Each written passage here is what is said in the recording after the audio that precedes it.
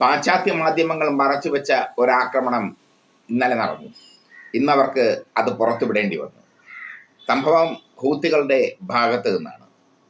ചെങ്കടലിൽ നിന്ന് അമേരിക്കൻ പടക്കപ്പലിനെ തുരത്തി ഓടിച്ചു ഹൂത്തികൾ. ചെങ്കടലിൽ നങ്കൂരമിട്ട അമേരിക്കയുടെ യുദ്ധക്കപ്പലാണ് ഹൂത്തികളുടെ ആക്രമണത്താൽ പിന്തിരിഞ്ഞു പോകാൻ ഇടയായത്. യുദ്ധക്കപ്പലിന് ഒരുപാട് നാശനഷ്ടം ഉണ്ടായതായി ഹൂത്തികൾ പറയുന്നു. ക്രൂയിസ് മിസൈലുകളും ഡ്രോണുകളും ഉപയോഗിച്ചാണ് അമേരിക്കൻ യുദ്ധക്കപ്പലിനെ ഹൂത്തികൾ ആക്രമിച്ചത്. ഹൂത്തികളുടെ ആക്രമണം തടയാനാവാതെ അമേരിക്കൻ യുദ്ധക്കപ്പൽ ചെങ്കടലിൽ നിന്ന് പിന്തിരിഞ്ഞു.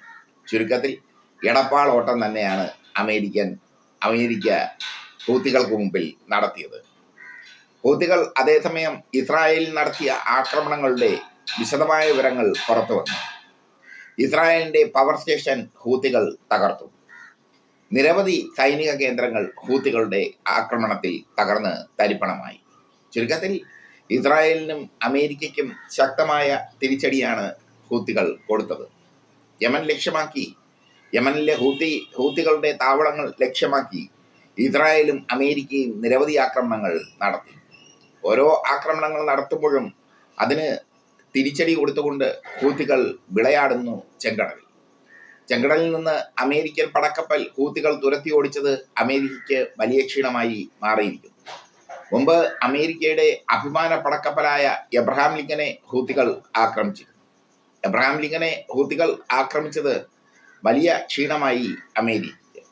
ആദ്യം അമേരിക്ക സമ്മതിച്ചില്ല എബ്രഹാം ലിങ്കനെ ആക്രമിച്ചു വന്നു. എന്നാൽ പിന്നീട് അമേരിക്കയ്ക്ക് സമ്മതിക്കേണ്ടി വന്നു. ഇപ്പോഴത്തെ അടുത്ത പടക്കപ്പലും ഹൂത്തികൾ ആക്രമിച്ചിരിക്കുന്നു. ആ പടക്കപ്പലിന് നാശനഷ്ടങ്ങൾ ഉണ്ടായെന്ന വീഡിയോ ഹൂത്തികൾ പുറത്തുവിട്ടിരിക്കുന്നു.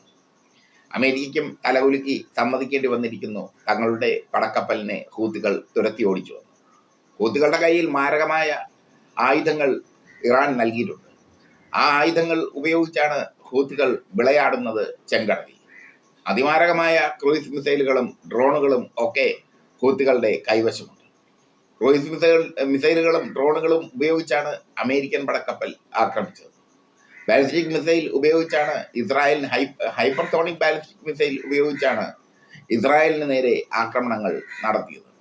ഒരു പവർ സ്റ്റേഷൻ പൂർണ്ണമായി തകർന്നുവെന്ന് ഇസ്രായേൽ ഇപ്പോൾ സമ്മതിക്കുന്നു.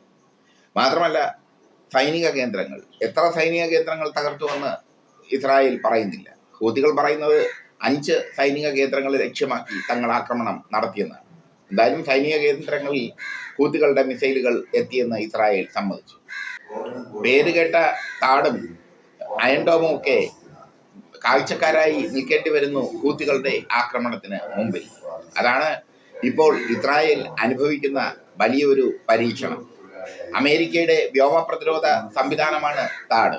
ആ താഡ് സ്ഥാപിച്ചപ്പോൾ ഇസ്രായേൽ വിചാരിച്ചത് ഇനി ഒരൊറ്റ മിസൈലും തങ്ങളുടെ രാജ്യത്തേക്ക് വരില്ല എന്നാണ്.